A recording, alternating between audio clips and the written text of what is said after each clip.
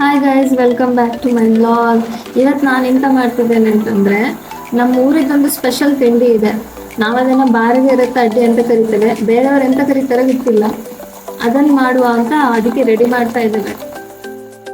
ಅದಕ್ಕೆ ಫಸ್ಟ್ ಬಾಳೆ ಎಲೆ ಬೇಕು. ಬಾಳೆ ಎಲೆ ಕೊಯ್ಲಿಕ್ಕೆ ನಾನು ಮತ್ತು ಅಪ್ಪ ತೋಟಕ್ಕೆ ಹೋಗ್ತಾ ಇದ್ದೇವೆ.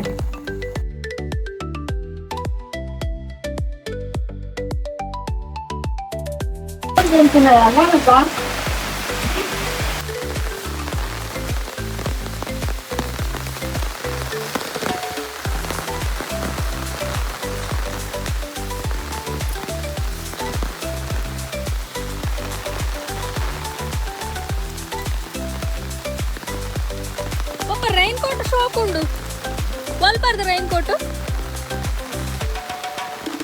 ಹೊಸತ್ತಾ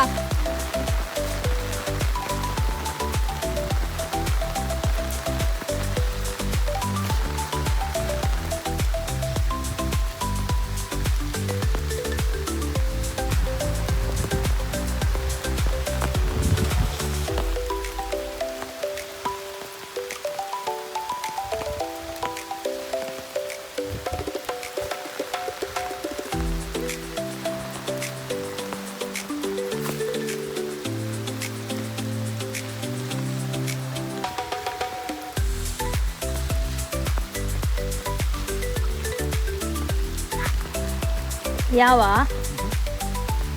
ದೀಪರ ಸತ್ತ ನೋಡ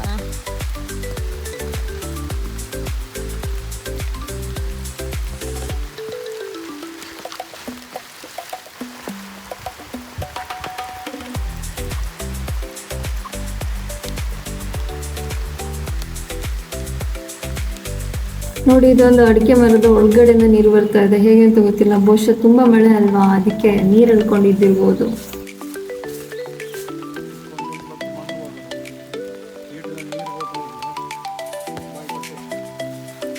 ಸ್ವಿಮ್ಮಿಂಗ್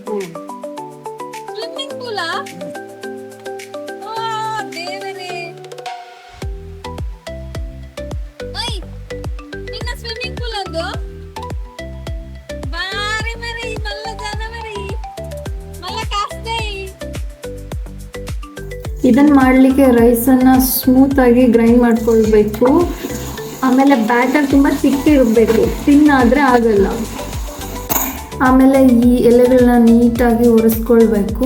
ಆಮೇಲೆ ಈ ಬ್ಯಾಟರ್ನ ನೀಟಾಗಿ ಬಾಳೆ ಎಲೆ ಮೇಲೆ ಸ್ಪ್ರೆಡ್ ಮಾಡಿದರೆ ಆಯಿತು.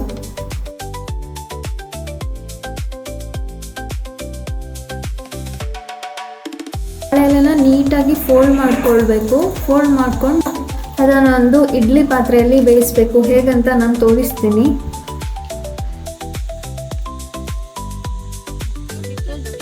ನೋಡಿ, ಈ ಥರ ಒಂದು ಇಡ್ಲಿ ಪಾತ್ರೆಯಲ್ಲಿ ಅದನ್ನು ಇಟ್ಟು ಬೇಯಿಸ್ಬೇಕು. ಒಂದು ಹಾಫ್ ಆನ್ ಅವರ್ ಸ್ಟೀಮ್ ಆದರೆ ಸಾಕು, ಚೆನ್ನಾಗಿ ಬೇಯುತ್ತೆ. ಆ್ಯಕ್ಚುಲಿ ಇದರ ಟೇಸ್ಟ್ ಎನ್ಹ್ಯಾನ್ಸ್ ಮಾಡೋದೇ ಈ ಬನಾನಾ ಲೀವ್ಸ್. ಸೊ ಚೆನ್ನಾಗಿ ಬಂದಮೇಲೆ ಈ ಥರ ರಿಮೂವ್ ಮಾಡ್ಕೊಳ್ಬೇಕು. ರಿಮೂವ್ ಮಾಡಿಕೊಂಡು ಅದಕ್ಕೆ ಕೋಕೋನಟ್ ಚಟ್ನಿ ಹಾಕ್ಕೊಂಡು ತಿನ್ಬೋದು. ತುಂಬ ಚೆನ್ನಾಗಿರುತ್ತೆ. ನೀವು ಒಂದ್ಸಲ ಟ್ರೈ ಮಾಡಿ. ಇದನ್ನು ಸಿಟಿಲೂ ಮಾಡ್ಕೋಬೋದು, ಹಳ್ಳಿಲೇ ಮಾಡಬೇಕು ಅಂತ ಏನಿಲ್ಲ. ನೀವು ಒಂದ್ಸಲ ಟ್ರೈ ಮಾಡಿ. ಹಾಗಾದರೆ ಮುಂದಿನ ವೀಡಿಯೋದಲ್ಲಿ ಸಿಗುವ ಅಲ್ಲ.